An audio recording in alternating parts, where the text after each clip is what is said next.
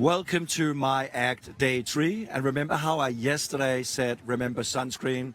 Today it's definitely remember an umbrella. So we're going to try and take our beautiful panel through whatever weather we have out there, and we'll cross our fingers. We can go through with it live, but if we have a break, stay tuned. Today I'm being joined by a wonderful panel and also you. Yes. Hi, Thomas. Hi. It's so great to be here with you. Likewise.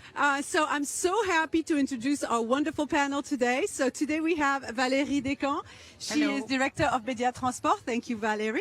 We have Marco Venturelli, CEO of Publicis France, and next to him we have Jérôme Gonfond, president of an independent new agency called Strike, and Bertie Toledano, president of BETC. Sorry, Bertie. It's okay, no worry. So I'm going to start with you, Valérie.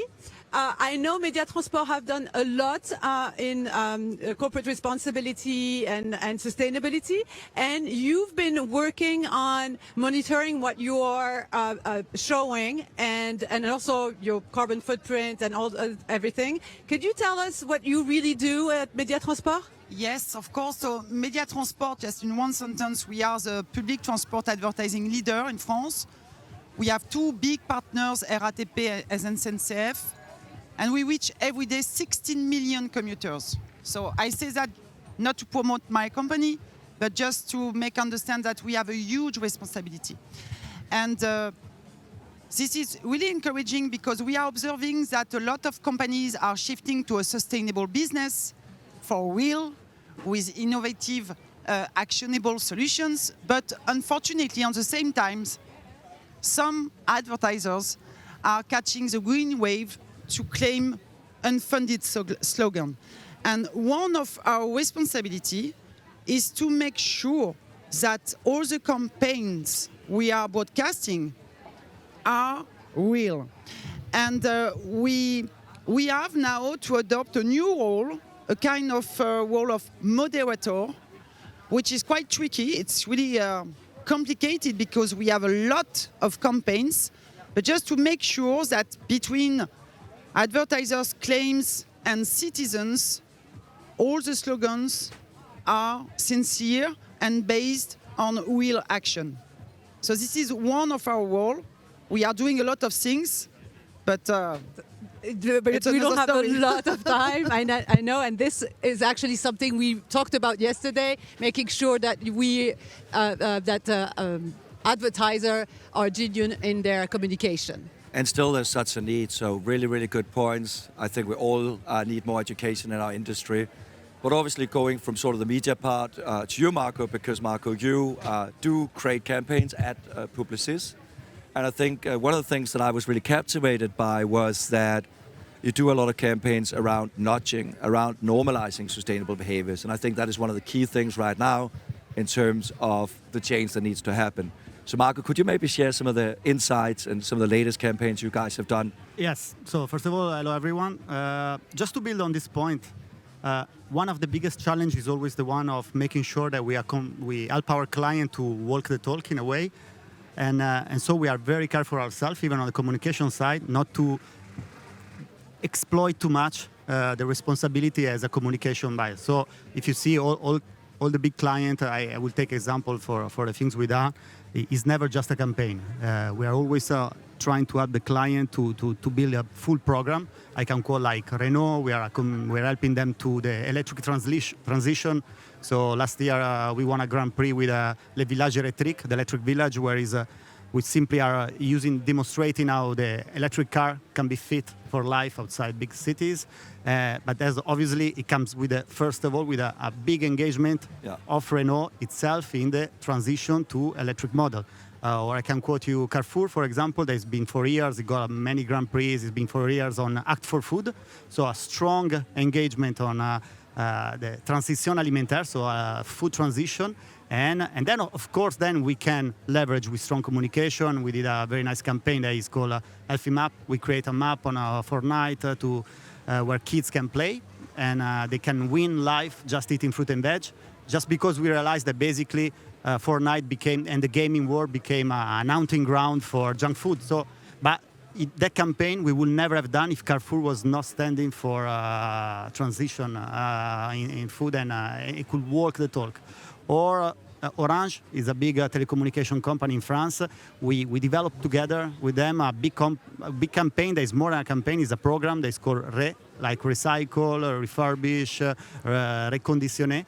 And again, we are doing the campaign, very nice thing, very nice activation, but first the client is walking the talk and is helping the client to reutilize a device, to recycle. So again, this point to me is the number one, is make sure that we are ourselves in our ethical role of a communicator, able to guide the client not to get too excited or too soon or go too far, and instead put all that energy first of all in fixing their business problem in a responsible way. I think that's great advice for all of you, and please do go and check out some of those campaigns. There are really some really interesting notches in that, both around health and obviously adaptation of electric vehicles. So great insights. And I'm going to jump to you, Jérôme, because it's perfect. It's a perfect transition. You're a smaller agency, you're independent, and you made a pledge to work with NGOs and work on, these campaigns. I would like to know a little bit about what's your vision and why you decided that. I think there's an emergency to work on this kind of subject with being ethic. I found it start 2 years ago because the world is on fire. It's a secret for no one. And it's on fire because of the human activity. It's on fire because of the war. It's on fire because of the climate change. And we have to do something really fast about that. Our expertise as advertiser is to change human behavior. That's what we have to do. When we are creative, we expect to change human behavior. We have the know-how to do it. We have the tools to do it. And that's our responsibility to change it, to change the things to make it. The second reason I found this track is because I thought I had to choose between the things. I couldn't choose to work for the fossil industry and for Greenpeace at the same time. That's not the something that would be clever, I think. I think the second point that I found this track, because everybody is trying to do good things, but doing good is not enough today. We have to do better, and that's why we have to put our creativity into the balance today. Thank you. Welcome. And now we're going to finish with you, and it's perfect, Bertie, because you have been a jury at the Creative Effectiveness, and you saw a lot of things. And I would like, you saw a lot of, wonderful ideas and wonderful campaigns. Would you, give us a little bit about what happened behind the scene and what did you see? And probably also the cross-section, in fact, between doing good and effectiveness. Are we seeing more do good work, more sustainable work, being more effective? Yes, exactly. We have been talking a lot about work that works. That's the purpose of effectiveness. But what does work that works mean today? What is efficiency today? Is it about business efficiency? It's part of the question. Is it about brand efficiency? This is also part of the question. Does it impact the brand and long-lasting impact? Or does it impact society? Does it impact community? And this is the third point, which is probably the most interesting one today. After 2 years of COVID, are we all together capable to do a community again, to do society again? And what would be the contract of this society together?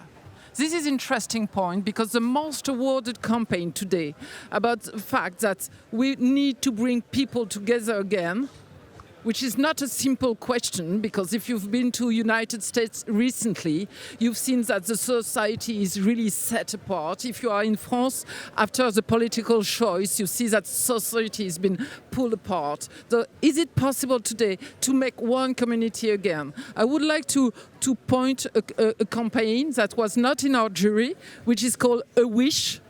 It's a campaign who became the Grand Prix in craft yesterday. It's a campaign about a young teenager, about 18 years old, and he's coming and he's telling his mother, what will be your wish for Christmas? And the answer of the mother is, I wish you had a youth.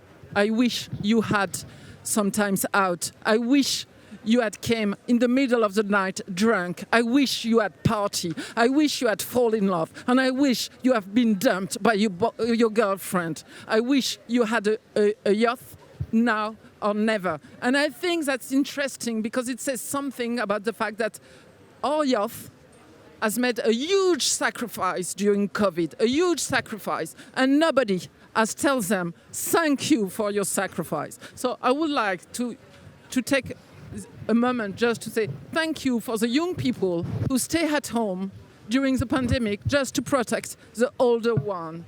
Sometimes you have to say thank you if you want to make a community again, if you want to make a society again, if you want them to listen to you again. That is so powerful. It's amazing. Thank you for sharing this. And I'm very, very grateful you did that because it really touches me. I have kids and they stayed home to protect our elderly. And I think it also lends itself to collaboration and actually that we are diverse industry players here around the table that can indeed learn from each other, which speaks to the SDG 17 around collaboration. Because I think when it comes to sustainability, we're really not competitors, we're collaborators, and if we all succeed, we're going in the right direction together. It's very important what you say because I think it's the first role of communication. It's being a surface of dialogue. And what is missing in our society nowadays, it's being capable to dialogue with people coming from different places with different points of view. Absolutely. And I'm going to jump in it because Laura Manes, CEO of Avas New York, just arrived. Magically appeared on a set. And thank you, Laura, for running from the airport to your taxi to here. Thank you for joining us. And because I had a really big question for you, so you're going to have to be quick and concise in your answer. You were the first agency to be certified B Corp. You went through the entire process. Can you tell us your journey in a couple words? It's about taking greater responsibility for building a long-term view and a sustainable business. It's about equity and sustainability and using business as a force for good. Our London agency certified 3 years ago, and really we're champions of the movement. And in the US, we followed their lead. We're very proud to have certified and also became a public benefit corporation, which means that we exist beyond commercial profit, and our mission is to help underserved youth. Thank you, Laura. That was really fast. If you want to know more about this, Laura will be happy to answer your questions anytime. Just reach out to us or to her directly. She said she was very keen to give her knowledge about going through the whole process. Exactly, and I think such an inspiring panel, and I think probably what we will end up with was what you said in terms of good and responsibility is not enough. This is about doing better, and we've heard examples from campaigns, from B Corp, from collaboration, how we can all do that.